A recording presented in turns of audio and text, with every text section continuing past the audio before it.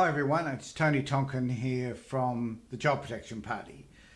Now, this particular video is part two of a series of videos we're putting together that are designed to help you to manage whatever it is that you experience by going through the processes that you need to go through in order to have your children returned to you.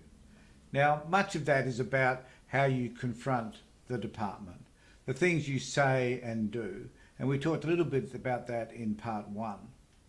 This particular video is focused on advocacy, and we'll have a discussion now around what does advocacy look like and how can it best help you to get the outcomes that you require. It always is important to have someone sitting with you, representing you, because we understand that the experience that many of you encounter is a very emotive one in which you often feel disempowered, you feel hopeless, you feel helpless. And often a lot of people are so wrapped up in their emotions, which is understandable, believe me, it's not a criticism, and then they find that they are unable to articulate what is happening to them. In the first video, we gave you some ideas about how to work through some of that. In this video, we're just going to talk about the purpose of an advocate. So an advocate can be almost anybody, except it cannot be a lawyer. And it cannot be anybody who clearly works for the department, which would be unlikely anyway. But it can be somebody who knows you. Now, I would suggest, where possible, it could be someone that you're working with in the community, a psychologist or a social worker or a community worker or a DV worker. I've been to many meetings where there have been some fantastic advocates around domestic violence and what the client is doing around DV. And a lot of those people, though, don't have the time or the resources to spend a lot of time with you during meetings. So generally you need someone outside that is prepared to do that work. And there are a couple of agencies around that will, the Family Inclusion Network, depending on which state you're in, may be able to provide an advocate for you. Here in South Australia, there's the Riley Foundation. There are people around who may, but they're often hard to find, and I understand that. But if you can, find one of those organisations. If that isn't possible, then try and find somebody who is a friend of yours, so that they can sit with you and evaluate what is happening. Now, there's a couple of reasons why this is important. You need someone with you because if you're emotive and finding it hard to articulate what's happening to you, at least the person that's with you, if they know you and if they understand your situation, they will be able to do that on your behalf. That is invaluable. Also, they will be able to take notes on what is happening so that they can articulate back to you things that you might have missed during that meeting because of the emotions you were experiencing.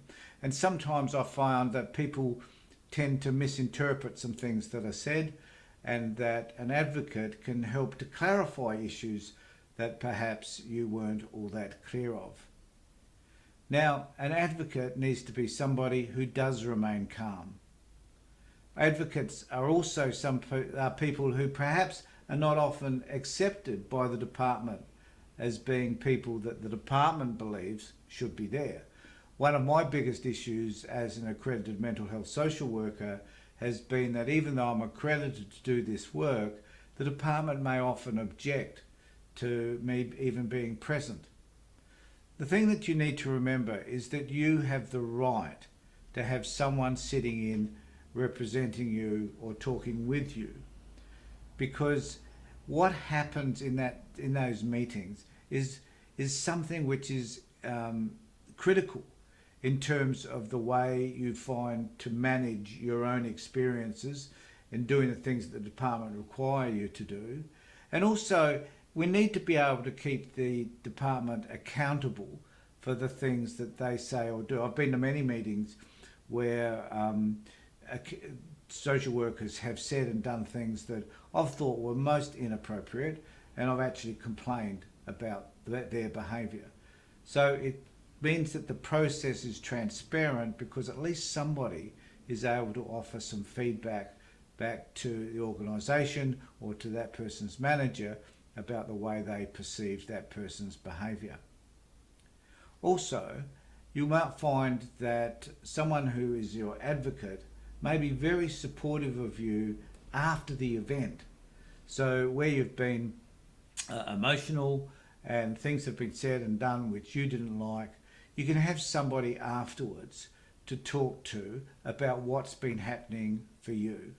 And this can become a calming effect. Not only can they clarify what's going on, they can be there to support you emotionally. So remember, having someone with you under all circumstances is an advantage to you.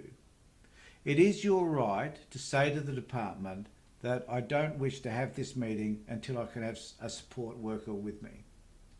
It is your right to say I don't want this meeting right now, that I need to have it at a time when someone is there to do that support work. Often people find that they're forced, if you like, they feel compelled to have a meeting, when in actual fact they can decide when they need to have that meeting. It isn't that you're going to be uninterested in what's being said, it isn't that you're trying to avoid the meeting, you're just trying to organise a time that best fits with you. It isn't always about what the department wants. It's actually about what you want and what's in your best interest as well. You don't want to find yourself before department social workers and psychologists busily having to explain stuff to you, or feeling disempowered, or feeling angry or resentful because of what's happened, because you have not planned for this event. I've often had clients who've contacted me and said, look, I've been asked to come to a meeting this afternoon. And I'll say to them, well, did you want me to be there? Because I can't be. So we need to organise a time that best fits with me. And they go into a panic, thinking that the department has all this power and this influence to create a situation which really means that you as the parent are, well, basically disenfranchised from this process. And this is because we believe they have the power. They have a certain amount of power and authority, no one's going to deny that. But they don't have the power to tell you when you should or should not be attending meetings. Always ensure that when you attend a meeting, that you are with someone who is able to represent you.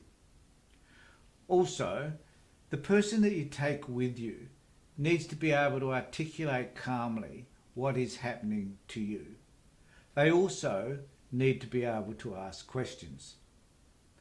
If for some reason a social worker or psychologist or whatever the worker might be with the department chooses to not answer questions, or they ignore your advocate, then I suggest you just call the meeting off.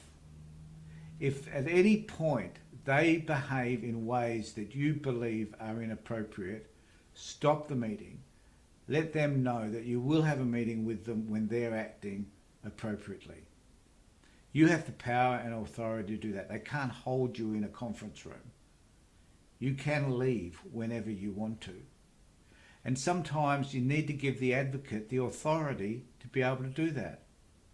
I've on many occasions said, look, the parent's extremely distressed. I don't think we can carry on with this meeting. And that is the role of the advocate, to be able to specify whether or not this meeting can go ahead because of the way the client or the parent is feeling. Take control of the situation. Don't allow others to control or manipulate you. You can control the situation by making decisions about what is in your best interest. Not always in the department. If the department's got a schedule and the social worker needs to fit you into their schedule, remember you also have a schedule. I know many clients or parents who have lots of appointments on a daily basis, and they give up some of those important meetings to facilitate what it is that the department require.